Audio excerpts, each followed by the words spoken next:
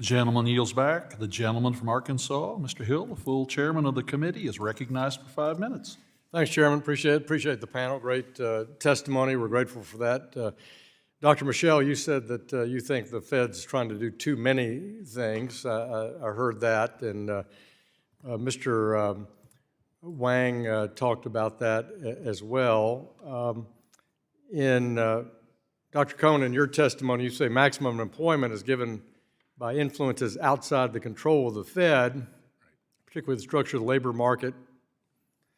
And then you say inflation is also subject to outside influences, but over time the Fed can control inflation. So would you say that of the so-called dual mandate, that price stability is certainly something the Fed has more direct influence over rather than quote-unquote full employment, which is severely impacted by regulatory policy, tax policy, spending policy, budget deficits? Is that true?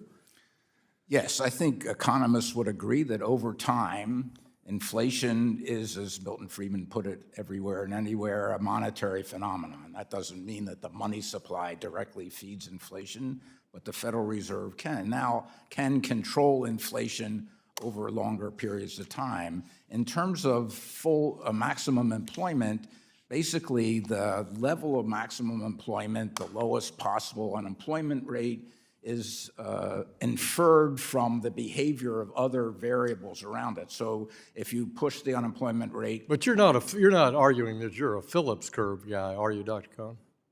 Yeah, I'm a Phillips curve guy. Okay. All right, well, we'll have another visit about that. I think the last 50 years have discredited that economic thought. But you've been such an important voice in the Fed. We're glad to have you back before the committee. I heard you answer the question about the Fed's framework issue. What do you think would be the single most important thing that would go into that assessment about whether they missed it this time? I mean, I would argue I don't support saying 2% either under former Chair Yellen, because that means in 25 years we're happy that we've lost 50% of our purchasing power. I mean, how can you argue for that as a public official? So what do you think if you were sitting back in that meeting, what would be the most important point you'd make about having missed it in 2021? So I think a lot of what happened in 2021 was a bad forecast.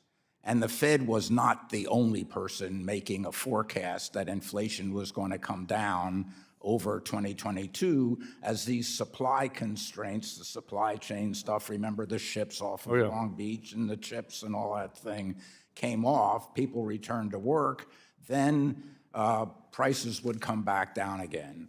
And that took much longer. And in addition, there was way too much pressure in the labor market. So it wasn't only supply constraints, there were demand constraints. But I think the bad forecast was a major reason why the Fed took so long. I think another reason was the forward guidance they gave on interest rates. So married with that forecast, they said, we're going to keep them at zero until we're back at full employment.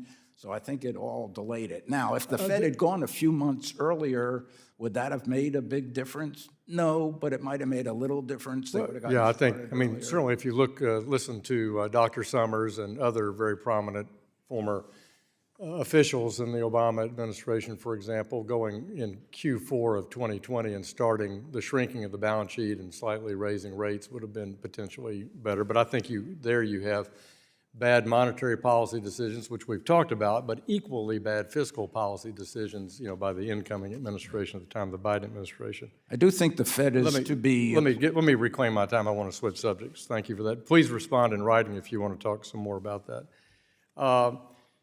Let me talk about the Fed balance sheet. Dr. Michelle, you were talking about the Fed allocating credit as one of those things that you thought was beyond strictly scope on price stability.